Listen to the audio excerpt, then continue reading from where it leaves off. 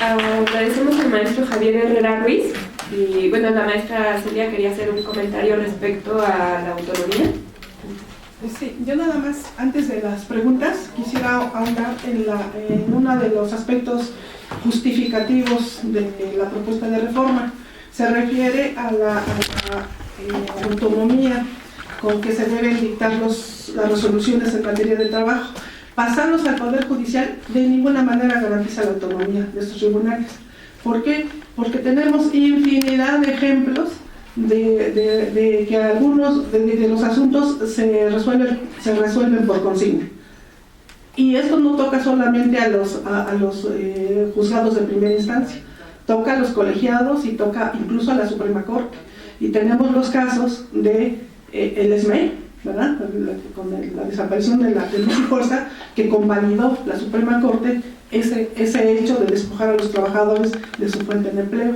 Tenemos el caso de los sobreseguimientos de los amparos sobre la reforma de la ley del ISSSTE y de la ley del Seguro Social, ¿verdad? Tenemos esos casos. Tenemos el otro caso que la propia Corte convalidó el acortamiento de los salarios caídos en los procedimientos por despido injustificado no es inconstitucional y que no afecta a los derechos humanos, ni tampoco se puede considerar como regresivo, ¿verdad? Y que no afecta a la progresividad de los derechos humanos. Por supuesto que viola el artículo 1 de la Constitución. Entonces, pasar las juntas de conciliación, la función jurisdiccional que tienen las juntas al Poder Judicial, no nos garantiza nada. Sabemos que los jueces, hay jueces por consigna, hay jueces que resuelven por consigna, la Suprema Corte resuelve por consigna. Entonces, conocemos todos el país, ¿no? Cómo se manejan los asuntos en este país. Entonces, sí, tenemos que esperar a ver qué va a resultar de esta reforma, que seguramente se aprobará, ¿verdad? Pero estaremos atentos a la reforma a la ley del trabajo. Necesariamente se tiene que dar porque, como decíamos al principio, hay muchos aspectos que no se resuelven con la reforma constitucional, sino que habrá que trasladar su reglamentación a la ley secundaria. Y ahí es donde nos vamos a enfrentar a los verdaderos problemas, porque a mi juicio la tendencia es ir creando las condiciones para ir desapareciendo aún más el derecho del trabajo, ¿verdad? Y regresar a la cuestión civilista, ¿no? Incluso los propios tribunales, los propios patrones tienen dudas con relación a la eficacia de estos nuevos juzgados. ¿En qué medida? En la medida en que no se sabe de dónde va a venir el presupuesto para instrumentar la reforma, no se sabe si vendrá del Poder Judicial o de dónde, dado los recortes presupuestales, y temen que la ineficiencia que hay en las juntas se pase al Poder Judicial, dado esta situación. Y solamente para dar un ejemplo de la saturación que hay en las juntas de conciliación y arbitraje, sobre todo, bueno, el dato que traigo es de la Junta Federal y resulta del informe que rindió su presidente en noviembre de 2015, y hablaba en ese entonces de un aproximado de 425.503 asuntos. Entonces ya se podrán imaginar la magnitud del trabajo que hay en la Junta. Sí, se han satanizado las juntas de conciliación y arbitraje, pero ¿quién está resolviendo esto? De alguna manera, no toda. Si la Junta está funcionando con deficiencias, hay una explicación, ¿verdad? No se justifica a lo mejor, pero se entiende, ¿verdad? Por toda la problemática que implica el no tener los recursos, partimos de los recursos para eficientar estos procedimientos. Pasamos. Bueno, compañeros, pasamos a la ronda de preguntas y respuestas. La compañera Blanquita.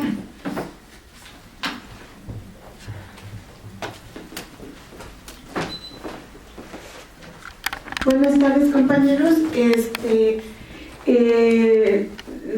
Entonces, yo lo que entiendo es que los conflictos laborales se van a ir al limbo.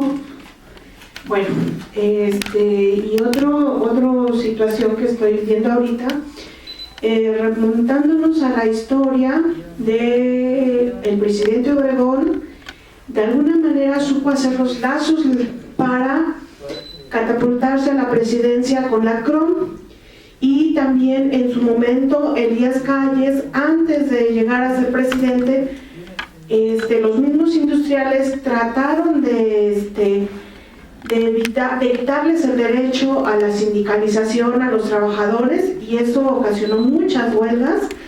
Y lo que hizo Elías Calles, a pocos años de ser presidente, pues dijo, como secretario en materia, no sé exactamente si como secretario de Relaciones Laborales, era secretario de Relaciones de Industria y Trabajo. Entonces lo que hizo él fue decir, bueno, a los trabajadores les asiste la razón, pero lo que dio estas dos situaciones de estos dos presidentes, que fundó el corporativismo, y de alguna manera que los que no estaban afiliados a la CROM pues eran, digamos, trabajadores sin derechos, pero de alguna manera esos trabajadores con derechos tenían que seguir lo que decía el Estado. Entonces, pues de alguna manera el corporativismo, y a final de cuentas todos los presidentes que han estado, pues luchan por la propiedad privada y luchan por los industriales. Entonces, ¿qué nos queda a nosotros con estas reformas a las leyes? ¿Qué es lo que nos toca hacer? Porque luchar siempre hemos luchado. Tenemos normas, reglamentos, pero de alguna manera con esto quedan invalidados todos los derechos laborales que hemos conseguido. El compañero Paco, ¿sí? Sí. Me acordé. Hola, buenas tardes. Soy trabajador del sector salud. Recientemente hicimos una asamblea donde acudieron varios estados en Michoacán. Y en ese lugar hay 7 sindicatos, uno de carácter nacional, es una sección, y los demás son independientes, son 6. Pero bueno, hay uno mayoritario que tiene 4,000 trabajadores, de 10,000 que hay en todo el estado. Este sindicato pelea por un contrato colectivo de trabajo, o sea, no está en el apartado, no se coloca en el apartado B, sino en el apartado A. No lo ha logrado porque, bueno, su pelea está ahí en la junta local. Al desaparecer esa junta, ¿y cuál podría ser su destino y el de varios sindicatos de ese tipo que se acogen a leyes estatales o a juntas federales locales? La otra pregunta sería, esta medida de transformar las juntas en tribunales es puramente administrativa por el momento, y como se decía, tiene que haber una reforma legal, y entonces ahí ¿qué posibilidades tenemos los trabajadores de resistir? Y ya aprovechando rápido el tiempo, el 5 de noviembre tenemos una Asamblea Nacional del Sector Salud en Guadalajara. Aquí traigo unas invitaciones por si quieren acudir, y también una solicitud de apoyo para unos trabajadores del Hospital General Civil de Palenque, en Chiapas, que ya tienen 150 días en paro. Ahorita ya les retiraron sus salarios. En principio los charros los apoyaban, ahorita ya se los retiraron. Bueno, tengo la propaganda por si a alguien le interesa, serían estos.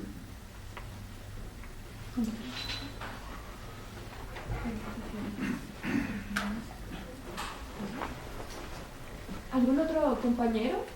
¿Compañera?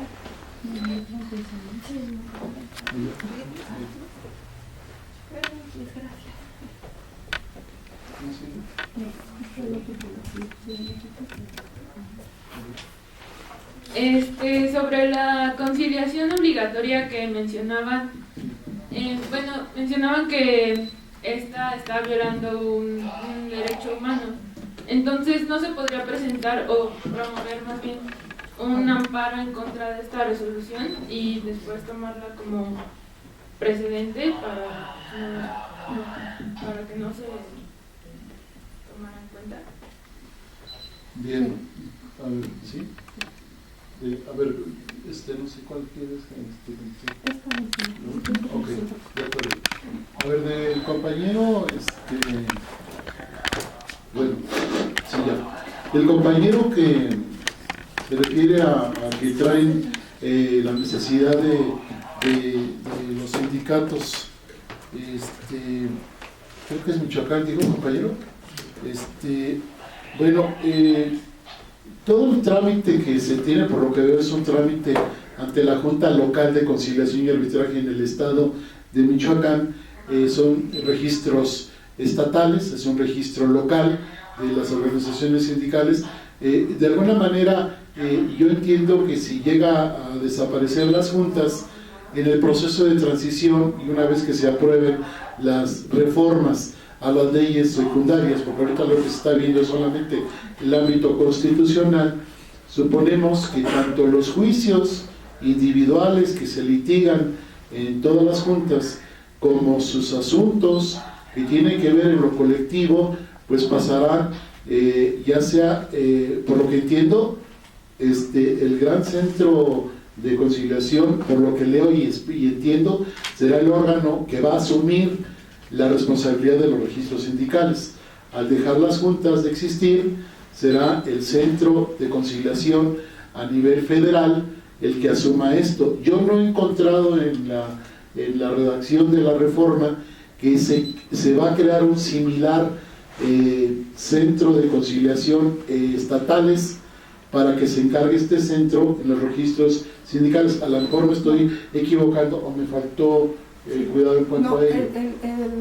Nada más una presión en cuanto a este órgano autónomo federal, de la Administración Pública Federal, se va a encargar del registro de todos los sindicatos y de todos los contratos a nivel nacional.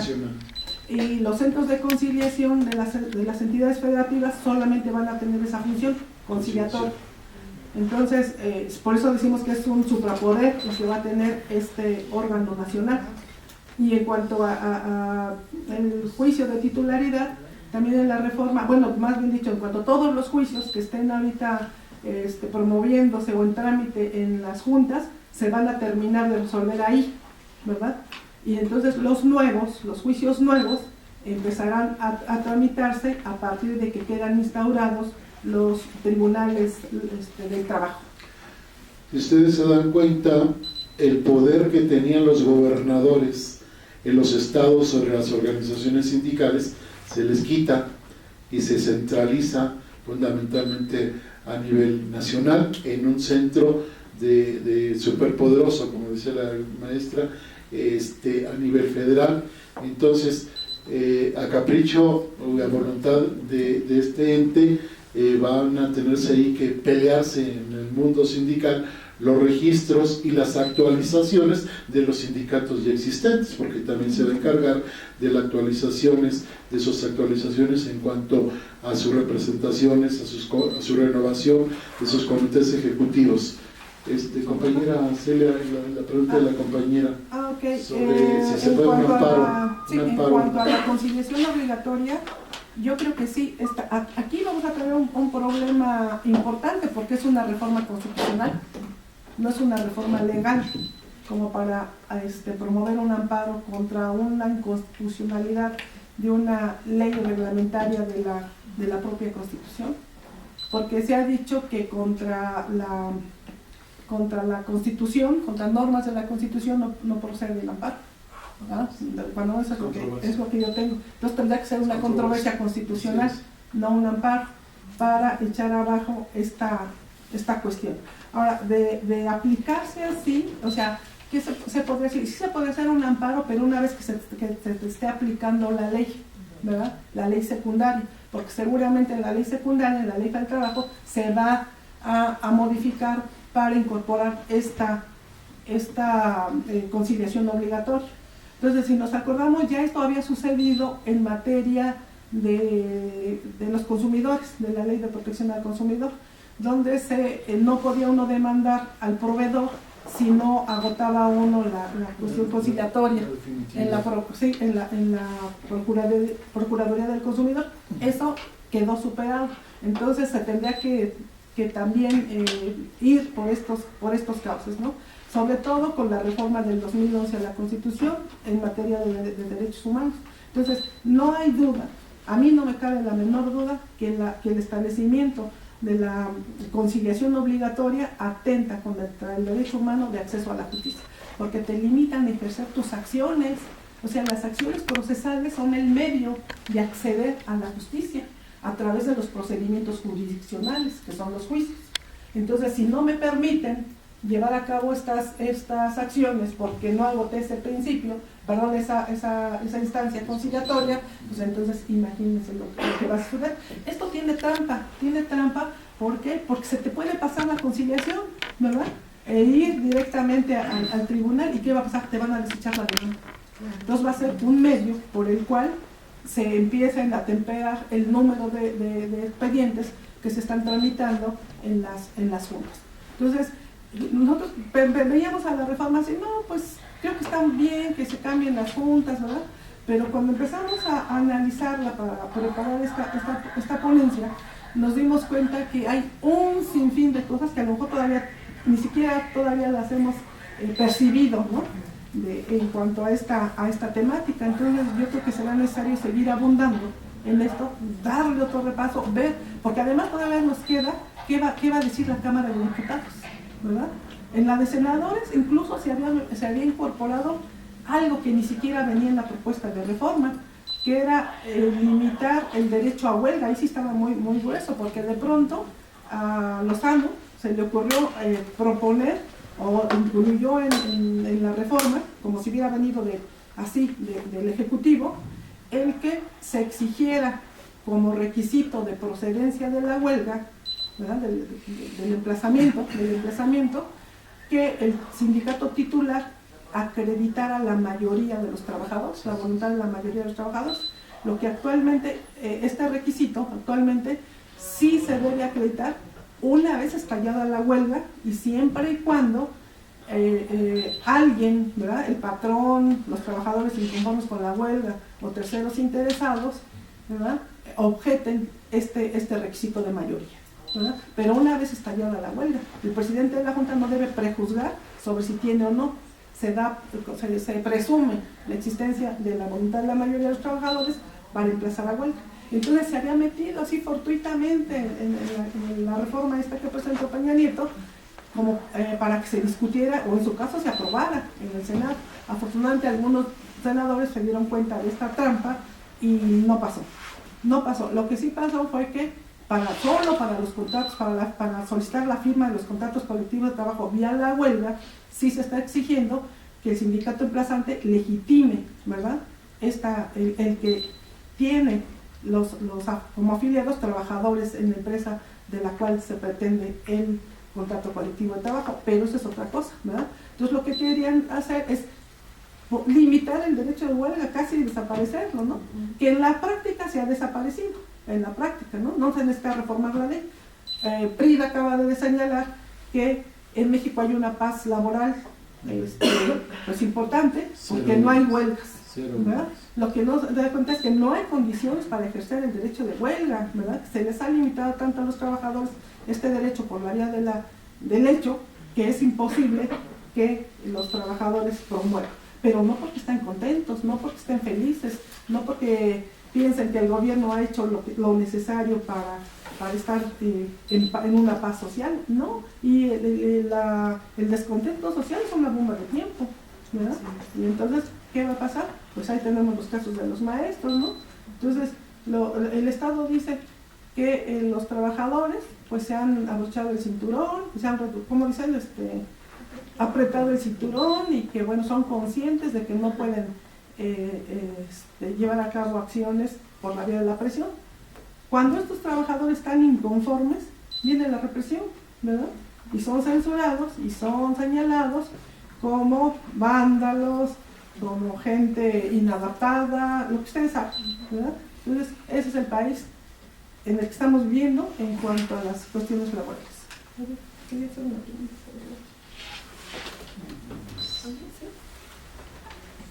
¿Alguien más tenía alguna otra pregunta? Compañero. Sí, es que bueno,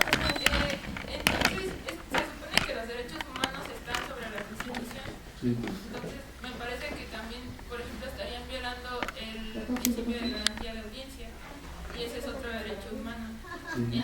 Y aunque se reformara la Constitución en ese artículo, pues no pueden estar sobre los derechos humanos. Por eso decía lo del amparo, que si no se podría promover y pues tendría que proceder porque contra esta violación y posteriormente tomarse como, no sé, como algún precedente en contra de esta resolución.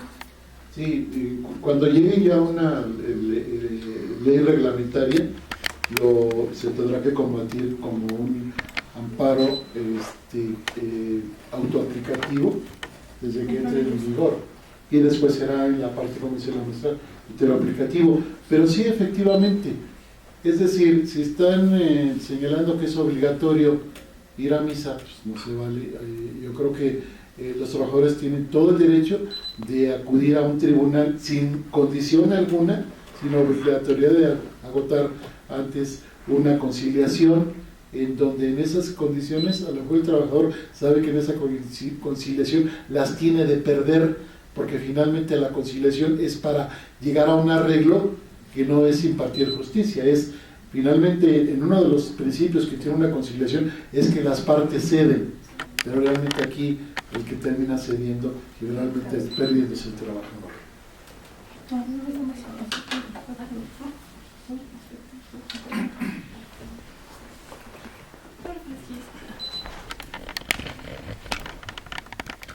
Sí, gracias, buenas tardes.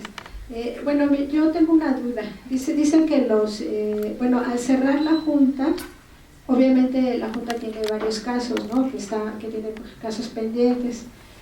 Dice que sí van a terminar con esos casos, o sea, no la van a quitar en este momento. O sea, van a terminar con los casos que están ahí y después los nuevos decía que son los que van a irse peor. Esa es una. Y la otra, con respecto al contrato colectivo, no sé o sea, al unirse todos los sindicatos, modifica de alguna manera nuestro contrato colectivo o nuestros derechos, o no sé, ¿qué va a pasar con el contrato colectivo de trabajo? Okay. Yo creo, en cuanto a la primera pregunta, sí, efectivamente no se van a trasladar los juicios a los juzgados inmediatamente, ¿verdad? Sino que las juntas van a seguir conociendo de los asuntos hasta su conclusión. Eso es un problema que va a retardar la entrada de los tribunales laborales a resolver inmediatamente los conflictos, y habría que esperar a ver cuánto se van a tardar las juntas en resolver los 4,000 y tantos, o ¿cuánto? 400 y tantos mil solo en la federal, ¿no? Más los amparos y todo lo que ustedes quieran.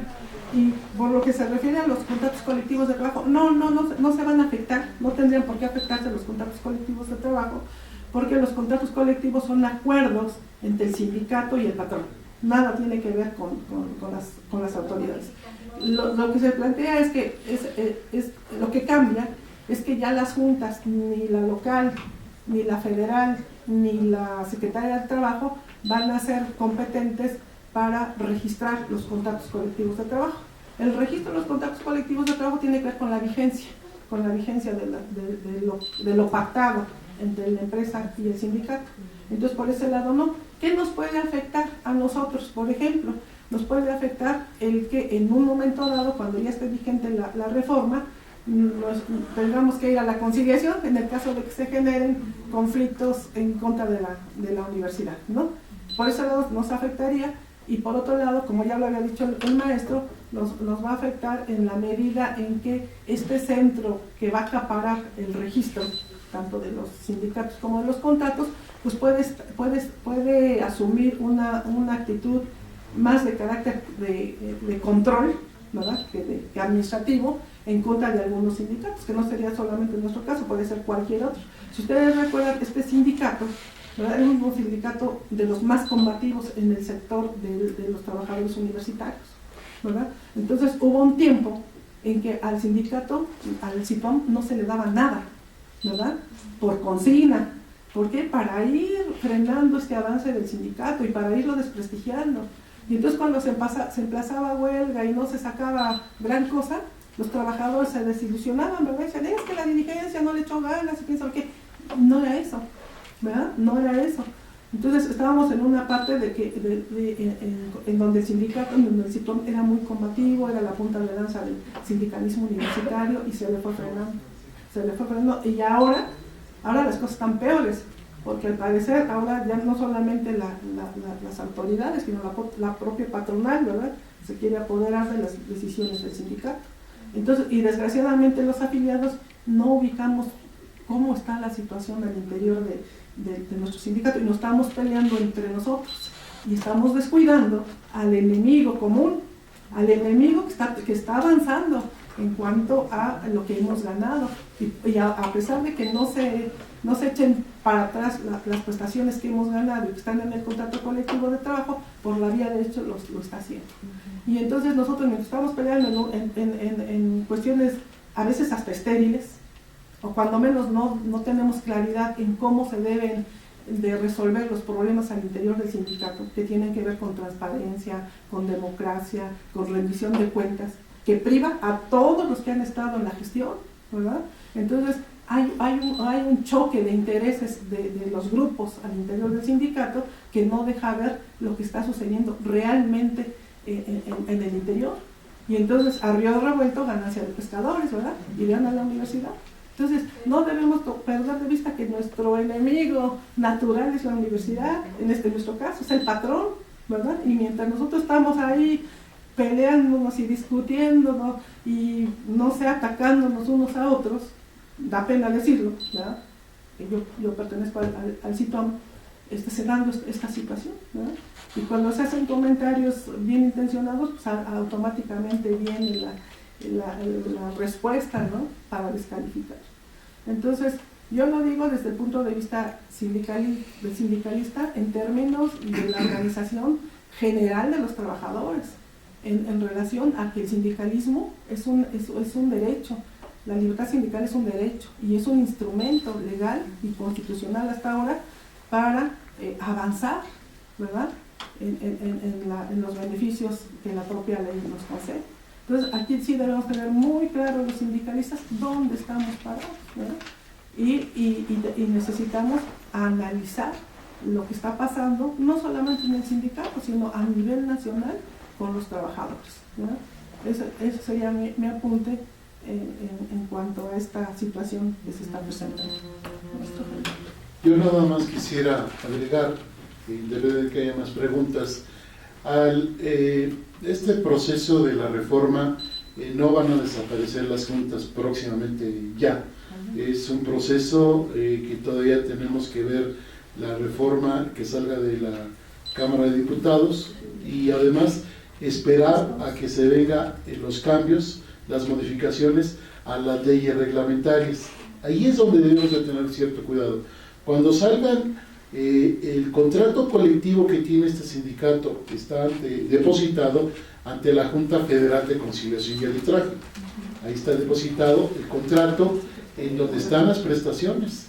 Si lo van a pasar este contrato, todos los demás, a un gran centro nacional que se supone tiene que ser autónomo, independiente, apolítico, que no haya influencia, bueno, tenemos que hacer un planteamiento a los sindicatos de este país de que en verdad este órgano que va a salir de la Secretaría del Trabajo, como son las juntas de conciliación y arbitraje, y se manda a otro lugar, lo que anhelábamos muchos de los sindicalistas y los defensores de los derechos laborales y derechos humanos, es que hubiera así, no como un IFE o un INE en materia electoral, sí es un anhelo y una bandera de lucha de que todas las organizaciones sindicales, entre ellas puede existir un verdadero centro de registro sindical sin injerencia del gobierno, auténtico, independiente, autónomo. Si se nos garantiza eso, adelante, pero si ahorita la reforma dice que a propuesta del presidente del Ejecutivo propondrá una terna para que la elijan los senadores, no hay libertad, no hay autonomía, no hay una garantía de que los sindicatos puedan tener la tranquilidad de que existe un órgano auténticamente independiente donde no les estén escatimando los registros sindicales y el que no haya injerencia en su vida interna sindical. Esa es la parte de la lucha que debemos de continuar en todo ello. Se va a crear un gran centro, pero pues ya estamos dándonos cuenta que este centro está perfectamente controlado y ahora con más poder, porque los sindicatos locales y los registros que daban las entidades federativas van a dejar de hacerlo porque se va a centralizar ese gran poder en una sola persona y en un solo centro a nivel nacional. Eso sí nos preocupa y es lo que habrá que analizar en los próximos congresos sindicales por pensar en mantener la autonomía, la libertad de un sindicalismo que no esté peligrando y atentando y dándole cuentas. ¿Por qué tenemos que estarle dando cuentas al gobierno de nuestra estructura sindical, del contenido de los estatutos? ¿Por qué tenemos que rendirle cuentas de cuántos afiliados se tienen?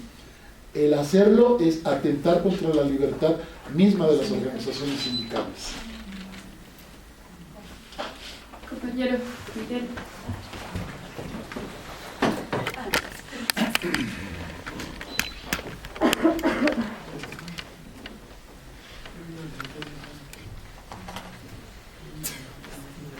Bueno, aquí una pregunta en concreto. A todo esto, ¿también habría modificaciones en el artículo 123 del apartado A y B que actualmente estamos en el A? Entonces ya estaríamos pensando en que el apartado A, con esas modificaciones o centralizar los sindicatos o unificar los sindicatos a esta federación, entonces también habrían consecuencias en este artículo. Entonces estamos pensando que desaparecería el apartado A, que actualmente es el independiente, y nada más quedaría el B. Esa es mi pregunta. No, una de las cuestiones que a mí también me llama la atención es que nada más pretenden, sin desaparecer apartado A y B, quedándose A y B, hacerle los cambios solamente al apartado A. Nosotros en esa parte no hay ninguna afectación de que los sindicatos universitarios pertenecen al apartado A pesar de que tenemos no seguro social, tenemos como seguridad social el ISSSTE, y a pesar de ello seguimos incorporados. No hay, yo no veo asomo alguno de que haya intención de desaparecer apartado alguno, ni A ni B, ni tampoco veo aquí alguna sombra de que pudiera los universitarios pasar en base a esta desaparición de las juntas, poderlas pasar a un apartado B. No, yo no lo veo por ahí, no está tal la preocupación, no debe darse esa preocupación. Preocuparnos por cosas que no va por ahí nos puede distraer de la lucha en que realmente debemos de centrarnos, en seguir exigiendo que haya una verdadera impartición de justicia pronta y expedita, que la conciliación tenga reglas en donde los trabajadores no tengan por qué dejar prestaciones ya adquiridas, pensar en que esta forma de transformar a las juntas sea con un apoyo realmente logístico y de presupuesto, de que realmente sea en beneficio de ellos.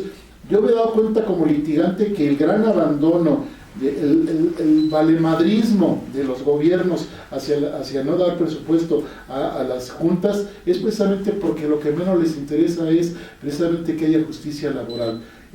La actitud de ello, del abandono total, es para que los trabajadores se desencanten y se desanimen de intentar exigir sus derechos por la vía de los cauces de la impartición de justicia. Entonces, finalmente, yo creo que aquí la inquietud es no especular del temor de que si el sindicato o los trabajadores de la universidad pudieran ser pasados a otro apartado. No es por ahí la situación. A mí sí me preocupa que el asunto es que se ve muy fácil desaparecer tribunales. Los juicios los acaba la Junta de Conciliación y Arbitraje en su litigio, los conflictos los termina, mientras estos sigan funcionando, y si no, suponemos que va a haber artículos transitorios que establecerán la obligación de que los tribunales del Poder Judicial continúen en el estado en que se encuentren los procedimientos. y debería de seguirse aplicando la ley anterior para que no haya afectación alguna de retroactividad de las leyes, ¿no? Bueno, yo nomás aclararía en cuanto a la inquietud del compañero de que las relaciones obrero-patronales en las universidades públicas se rigen por el apartado A. Eso está muy claro en el artículo 3º de la Constitución, ¿verdad? Entonces, por ese lado no. Además, los organismos descentralizados, tanto de la Administración Pública Federal como de la Administración Pública Local, no son considerados como trabajadores al servicio del Estado, por jurisprudencia, sino que son quienes conocen de sus asuntos o el régimen laboral, pues se encuadra en el apartado A del 123. En cuanto al apartado B, no se le toca en esta reforma, y ahí tenemos un problema muy grande con los trabajadores al servicio del Estado, que tiene que ver lo mismo que hemos comentado aquí, la misma problemática, pero ahí agravada con una situación de que los laudos son casi inejecutables, ¿verdad? Entonces, duran años, igual o más que en el apartado B, y luego cuando se obtiene un laudo y se trata de ir a ejecutar, resulta que no se puede embargar, porque son recursos intocables, ¿verdad? Por ley, y inembargables, y entonces la cuestión resulta más compleja. Entonces, ¿qué tienen que hacer? Promover amparos, promover recursos ante la Secretaría de la Función Pública, o no sé, procedimientos de responsabilidad. Se va ampliando más y más y más, con la consecuencia también implícita de que todos pagamos esos laudos, porque se pagan con recursos fiscales, ¿verdad? Y entonces aquel titular que no quiere pagar un laudo, ¿verdad?, deja que sigan corriendo salarios caídos, porque todavía en la Administración Pública Federal, bueno, en el ámbito del apartado B, siguen generándose los salarios caídos, ¿verdad? Entonces hay una afectación patrimonial a las instituciones que pagamos todos, ¿verdad? Pero por el hecho de que simplemente no se ejecuten los laudos no se quiera pagar, porque ahí no hay sanción para los titulares que no quieran pagar. La sanción es de $1, ¿no? Si se niegan a acatar el laudo. Entonces tiene uno que ir por el camino de los amparos, ¿verdad?, para lograr que ese titular pague, y si no acata la resolución del Tribunal de Amparo, pues podría ser separado de su empleo. Entonces, a partir de la amenaza es que se pueden ejecutar los laudos. Entonces, yo la percepción que tengo de que no se esté tocando hasta ahorita el apartado B es porque pienso que en ese sector de los trabajadores lo que se está pretendiendo es que las relaciones obrero-patronales ahora se rijan por disposiciones administrativas, y para eso tienen la carrera profesional, no sé cómo se le llama, pero incluso tienen una ley de servicio profesional de carrera, que se llama esa, ¿no?, en donde se van a ir incorporando poco a poco, tal les aplica prácticamente para los trabajos de confianza, que por cierto no son parte, no, la ley de los trabajadores al servicio del Estado no los reconoce como tal, los excluye, ¿verdad? Y entonces la tendencia es que, según lo que yo puedo ver, es que ese ámbito del sector de los trabajadores se vuelva, porque ya se había regido así, por disposiciones de carácter administrativo. Por lo que se refiere a nosotros, pues debemos estar un poco tranquilos, ¿verdad? Porque en términos de la Constitución, del artículo 3º constitucional, está determinado nuestro régimen laboral. Que tenemos acá un poco un híbrido, porque en cuanto a las relaciones obrero-patronales propiamente, se rigen por el apartado A, y en cuanto a la seguridad social, por el apartado B, o sea, estamos afiliados al ISSSTE. ¿Y por qué se estableció así en su momento? Porque en el caso del ISSSTE, pues daba mejores beneficios a los trabajadores, pues, y entonces también fue una lucha del sindicato que estuviéramos inscritos en el régimen de seguridad social del ISSSTE y no del IMSS. Fíjense, entonces tenemos que ir como contextualizando para ver los avances y retrocesos. En un momento dado fue un avance, ¿verdad?, estar en el ISSSTE, por el ISSSTE era el que daba mejor servicio de atención médica, quirúrgica y de prestaciones de la cobertura de seguros, ¿verdad? Ahora ya estamos igual en los dos ámbitos, ¿verdad? Entonces, bueno, porque también el Estado ha tenido interés en desmantelar estas instituciones de seguridad. social, ¿no? Entonces, eso es lo que priva en el ámbito de nuestras relaciones obrero-patronales.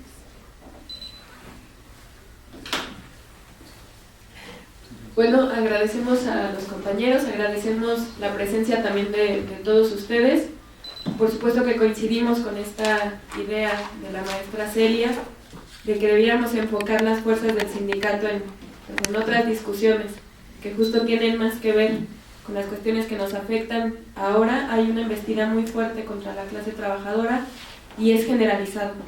Entonces, sí pensamos que estos espacios de discusión son más que necesarios, urgentes, y que, pues en la medida de las posibilidades desde donde estamos, podamos, esperemos seguir generando este tipo de actividades, prepararnos para el Congreso, porque también se vienen ahí temas a discutir que van a ser muy importantes para la vida interna del sindicato, pero también sobre estos posicionamientos que tienen que ver con las reformas en general.